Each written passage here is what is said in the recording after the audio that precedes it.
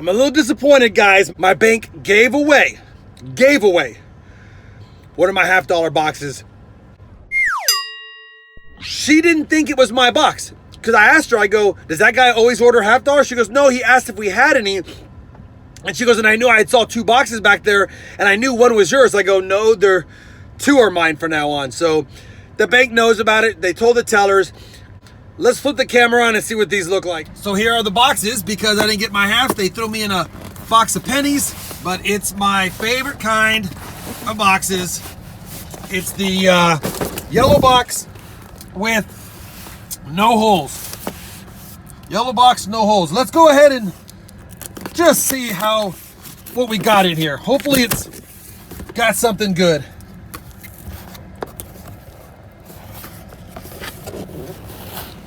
Well, at first glance, I don't see silver. Let me go ahead and flip the rolls and see if anything's on the other side. Well, guys, I don't see anything on this side either, and I'm gonna open my sunroof and see if that helps. You know what, that does help, but I don't see any silver enders on either side. But not worried about it, because at the end of the day, they're my favorite rolls, and we've been on a run lately. Hopefully they don't let me down, but if they do, you know what, if they do, we've had a good run. Let's get these beauties home, and let's get these beauties opened. Well, we're in the confines of our coin hunting room, and I just wanted to show you guys one more time. This is the box. Nothing really worthwhile on the ends.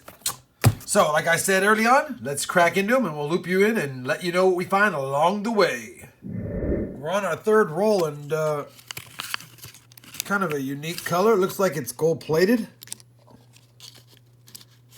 Yeah, gold-plated. 2008 gold-plated NIFC. Philadelphia Mint. What happened to his face? Oh. Well, looks like somebody thought it might have been gold and scraped the heck out of it to confirm that it was plated. What a shame. But we'll pull it aside since it's kind of a unique find. And we'll get back to the hunt. Okay, guys, we're on roll number 3, and part of what I do is in the half dollars, I always check for the 74D with the double die obverse. And if you look here, there's some markers.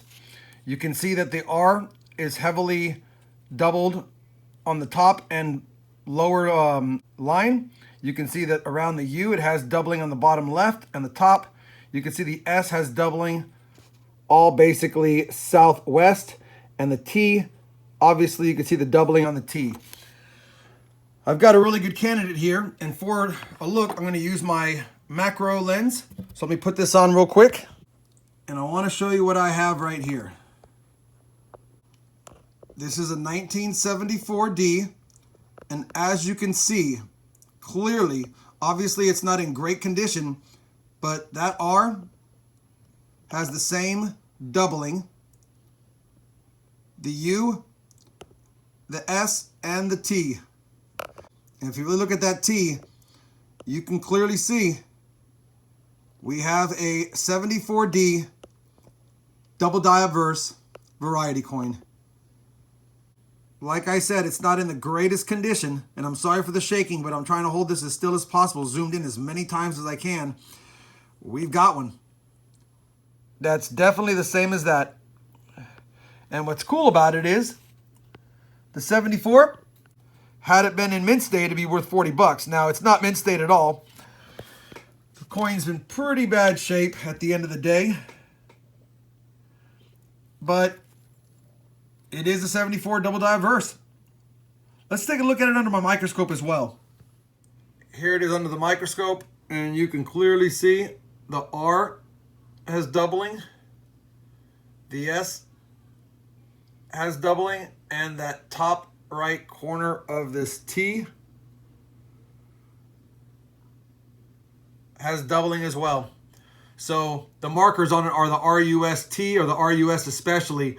And again, it's been worn a little bit, so it's not as clean as a doubling as you can see, but it's definitely doubled on the southwest corners of pretty much all the letters like it's supposed to be. And that matches that. So pretty cool find. Now let's get back to the silver hunt. Okay guys, fourth roll in. And we've got a proof coin. It's pretty circulated condition, but it's a 1984. And we'll take it. All right. So that's 3 unique finds so far in the first 4 rolls. A proof, gold-plated, and a 74 double die obverse. Roll number 18. Been a little while since we had a find, but had to do a double take on this one. It's a pretty worn proof, 1983. But we'll take it. It's our second proof of the box, an 83 and an 84. All right, let's get back to the hunt. See if we can find some silver. Well, we finished that box of halves, and I'll tell you, it's been a while since I was silver skunked, guys, especially in the Loomis rolls. But it happens, and that's why you got to keep picking up boxes and keep hunting them, because you never know when you're going to run across an epic one, or even a good one for that matter. At the end of the day, though, it wasn't all at a loss. We did get 6 NIFCs, so I'll take them. We found 2 proofs, an 84 and an 83. Not in great condition. Maybe they were left in the box because the person who saw them just didn't want them. We got a NIFC gold-plated 2008 in terrible condition. Somebody obviously wanted to ensure it wasn't gold. They could have just weighed it or could have felt it and no, it wasn't. I think the find of the box was this 74 double die obverse variety coin.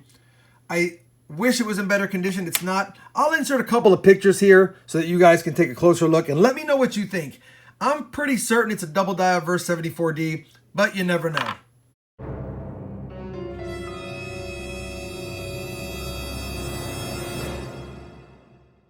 At the end of the day, I hope you enjoyed the hunt with me. Sorry there wasn't any silver in this box, but that's how it goes. If you did enjoy the video, please give it a thumbs up. And as always, everyone, thanks for watching.